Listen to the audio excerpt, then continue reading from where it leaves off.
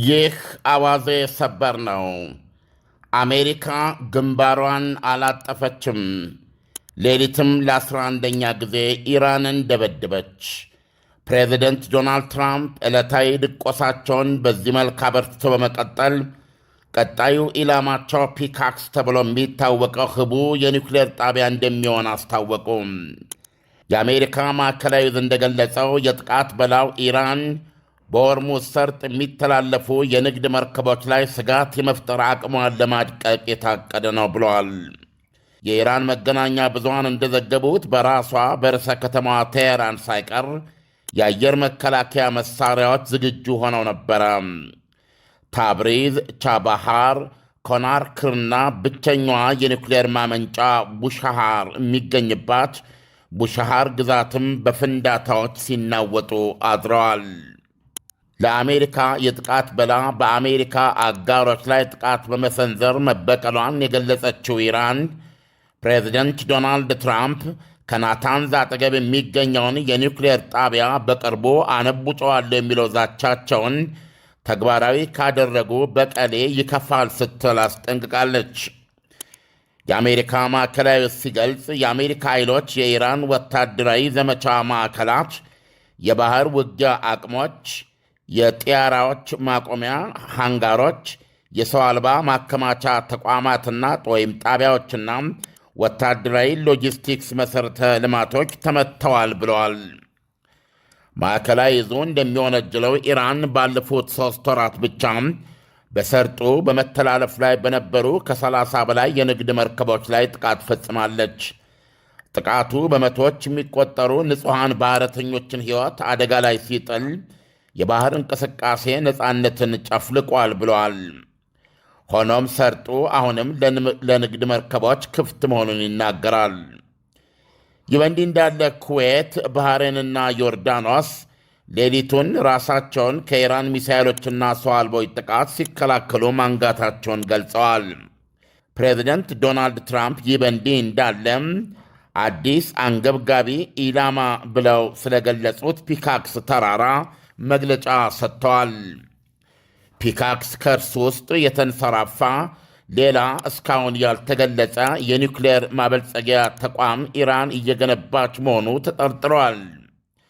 የእስራኤል መረጃ ኢራን ሴንትሪፊዩጅ ተብለው የሚታወቁም የዩራኒየም ማብላያና ማንጠሪያ በፍጥነት የሚሾሩ ሲሊንደሮች ማለት ነው ወደዚህ አዲስ የተራራ ማኅፀን ውስጥ ማዘዋወሯን ይጠቁማል።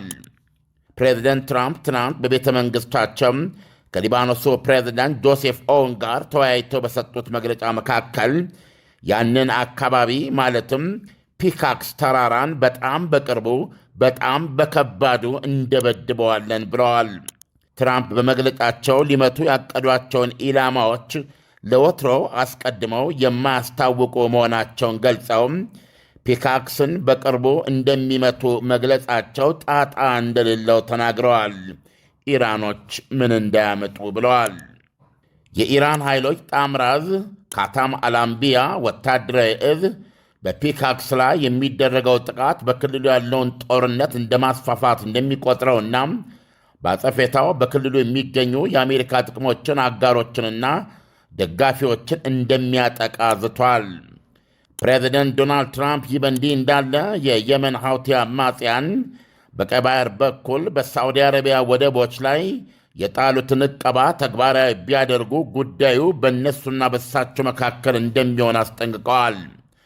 በትናንትናው ሁለት ከሳዑዲ አረቢያ ነዳጅ የቀዱና ወደ ቻይናና ህንድ በመጓዝ ላይ የነበሩ ነዳጅ ጫኝ መርከቦች የሐውቲዎችን ዛቻ በመፍራት ከመንገድ ታጥፈም ወደ ስዊዝ ካናል ወይም ስዊዝ ቦይ ማቅናታቸው አይዘነጋም። አንድ የሐውቲ አማጽያን የሚዲያ ባለሥልጣን የቀይ ባሕር ደቡባዊ በር የሆነው ባቤል ማንዳብ ሰርጥ ለሳዑዲ አረቢያ መርከቦች ዝግ ነው ብለዋል። የሆርሙዝ ሰርጥ ሙሉ በሙሉ እንዲዘጋ ካደረገው የአሜሪካ እስራኤልና ኢራን ጦርነት በኋላም ቀይ ባሕር የሳዑዲ አረቢያ የነዳጅ ዘይት ጭነት ቁልፍ መላኪያ መሆኑ ይታወቃል። ቀደም ሲል የገለጽኳቸው ለቻይናና ለህንድ የጫኑ 2 ነዳጅ መርከቦች በትናንትናው ዕለት ከሳዑዲ አረቢያ የቀይ ባሕር ወደብ ያኑብ የጫኑ ነበሩ። የሐውቲዎች ዛቻ በዓለም አቀፍ የመርከብ እንቅስቃሴ ላይ ተጨማሪ የመስተጓጎል አደጋ በመጋረጥ የነዳጅ ዋጋ በከፍተኛ ደረጃ እንዲዋዥቅ እያደረገ ነው።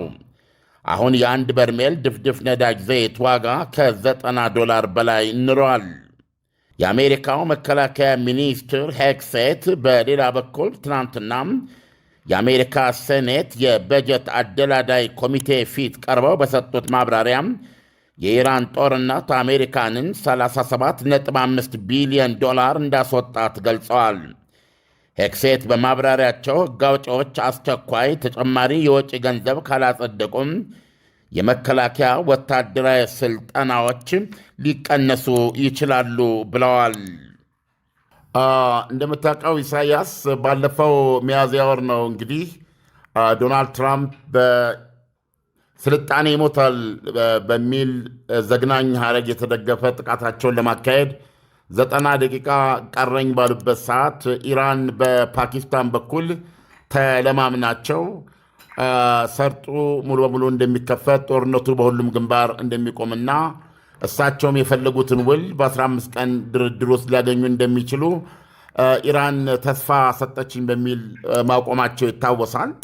ከዛን ጊዜ ጀምሮ ጦርነቱ በምታየው መልኩ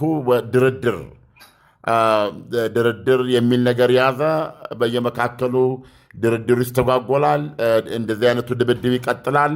ከዛ ደግሞ ወደ ድርድሩ ይመለሳሉ። ይሄ ሂደት ይሄ ሽክርክሪት እንደተጠበቀ ቢሆንም የአሁኑ ግን በግልጽ እንደምትመለከተው ትንሽ በጣም ተራዘመ። ዛሬ 11ኛ ቀን ድብደባ ተደርጓል። የድብደባው መጠንና ስፋት ከወትሮ የተለየ ነው። እነዚህ 11ዱ ከዛም በፊት የነበሩ ይሄ በመደዳውን ስለሆነ ነው 2 እና 3 ጥቃቶች ነበሩ። ስለዚህ